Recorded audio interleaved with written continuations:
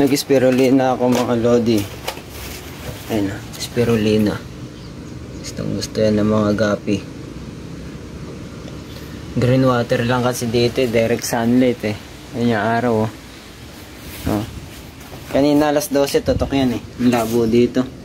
Full gold yun nandito eh. Malabo, may spirulina yan. Ito, naglabasan mga pre oh. May spirulina yan dyan eh, kabilaan eh.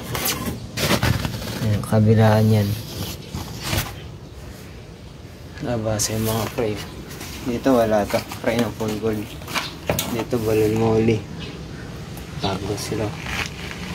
Assorted yan. Ito naman mga gapi na Japan Blue Gold double sword. Green water eh. Ito, mga grow out. Tapos ito. 6 na tang to mga lodi oh. Puro ano, Japan Blue Gold to. Ito po, black tab. Dito tayo, ayun oh. Naka-spirulina din yan. Oh, dami oh. Yan, blue gold dyan, Japan Blue Gold. Ito yung parents nyan. Ito yung breeder nyan. Ayan, may mga prey na naman. Ayun yung breeder nyan. Harvest lang ng harvest dyan. Tapos punta tayo sa harap. Dito crayfish to. Crayfish yan. Tsaka na yan natin i-vlog. Punta tayo sa harap. Ito, welding. Tignan natin yung ibang na spirulina. Ayan.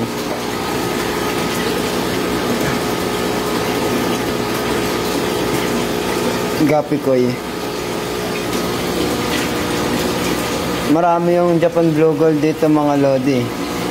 Kaya marami tayong ma-out nyan. Hindi tayo maubusan yan kung may mga naghahanap. May mga nagwo-walk-in din naman kasi. Kaya nag-display na ako dito sa harap. Ito mga chapsay lodi.